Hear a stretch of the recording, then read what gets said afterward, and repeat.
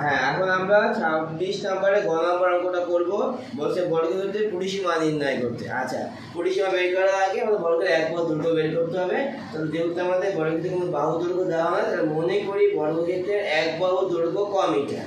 বর্গক্ষেত্রের ক্ষেত্রফল সূত্র হলো এক বাহু দৈর্ঘ্য গুণ এক বাহু দৈর্ঘ্য। তাহলে এক বাহু দৈর্ঘ্য যেহেতু ক আছে, ক গুণ ক দিলে ক স্কয়ার হবে। আর খ হতে পারে সামান্তরিক ক্ষেত্রফল 1200 বর্গমিটার।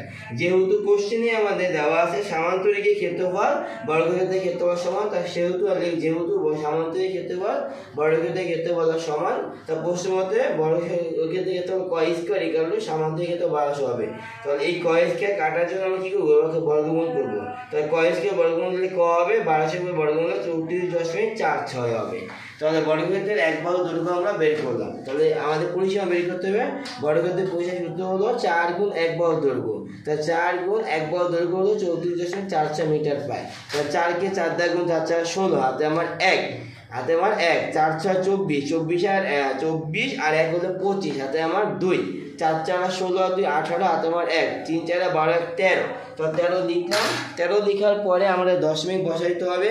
দশমিক কয় ঘর পরে আছে, 2 ঘর। তাহলে এখানে আমরা 2 ঘর পরে দশমিক দিব। তাহলে উত্তর হবে 138.56 মিটার প্রায়।